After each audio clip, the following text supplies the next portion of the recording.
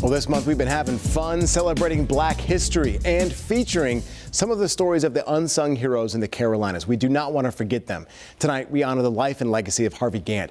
You may know him as the trailblazer who made history as Charlotte's first Black mayor, among other things. But before he could take office and before he could begin his career as a prominent architect, he had to face another challenge. That's finding a hotel room. Here's WCNC Charlotte's Kayland Hagwood.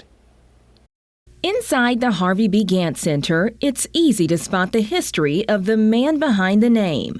The first African-American student at Clemson, Charlotte's first Black mayor, and a renowned architect, all facts highlighted on the wall. I don't think I deserve it. I sat down with Gantt, who says it's more about the work than the titles. The testimony to that is that I'm sitting here talking to you, but maybe 6 or 7 generations ago, our forebears were struggling. Behind the highlights, he says, are stories of faith, including his path to Charlotte. Clemson was a very good school of architecture, and usually their crop of graduates would get hired just like that. But nobody was coming to see me. Finding work in the largely segregated South was a challenge. And then up pops this firm out of North Carolina. We had to check to see where Charlotte really was, to be honest with you. Even though the job was willing to consider him, the hotels weren't as open. And one by one, Harvey, his wife Lucinda, and their young daughter Sonia were turned away. I wasn't feeling very good that night. I got a family to feed and house. Finally, he says, one staffer at a local Howard Johnson motel said yes. The next day, had a great interview and got the job.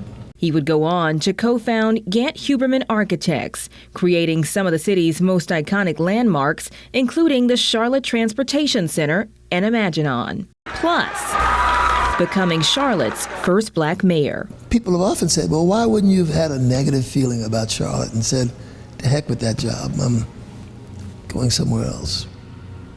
I know I can get a job going north, but I was going to stay in the South because I grew up here. We grew up in the church. And we ultimately believe that the person in charge is God himself. And if you believe in something, you ought to go get it. With many of the highlights in his life well written, his focus now is encouraging the next generation. The key here is hope, H-O-P-E. Hope and a kind of optimism that no matter where you come from, how Black you are, how poor you are,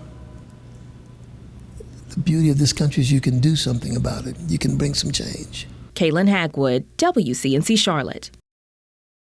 We'll have more on our Black History Month special tonight at 8:30 on our streaming app, WCNC Plus. That's where a lot of our content is going, and it is for free. Download WCNC Plus on your smart TV.